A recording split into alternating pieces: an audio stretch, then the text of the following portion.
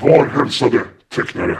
Vi är Teckningshemlighetens Väktare. Vi har tagit över den här kanalen efter att teckningsbrottslingen Johan Karlsson läckt en av teckningskonstens viktigaste hemligheter. Det här kanske blir min sista video eftersom jag ska avslöja en superhemlig teckningsövning. Shh. Inte okej. Det här brottet är oförlåtligt. Men om videon med brottet får 100 likes, då förlåter vi Johan och lämnar tillbaka kanalen till honom. Du hittar videon i beskrivningen på den här eller i ett kort uppe i hörnet.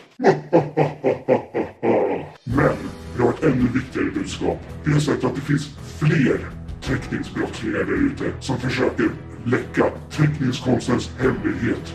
Teckna med Elise. Teckningshemlighetens Väktare har sett dig. Vi utmanar dig på en battle. Vi har ritat brottslingen Johan som en chibi-figur.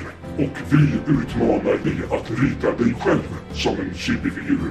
Vi har tittat in din kanal och ja visst, du har gjort väldigt många manga-videor. Och du har till och med gett ut en bok om hur man ritar manga. Men vi tror ändå att du inte kan rita dig själv som en chibi-figur. Det kommer finnas en länk till time-lapsen med Johans bild i beskrivningen på den här videon. Ladda ner den och klipp in den i en egen video där du ritar dig själv som chibi-figur. Och du som tittar på detta, klicka på gilla-knappen för att stötta Teckningshemlighetens Väktare.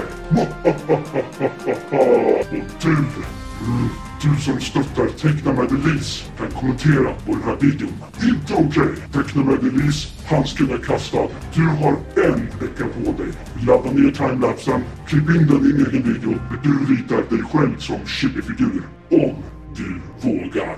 Men om Teckna med Elise inte skulle våga utmanar vi även alla Teckna med Elise prenumeranter att göra en sån här battle med Teckningshemlighetens Väktare.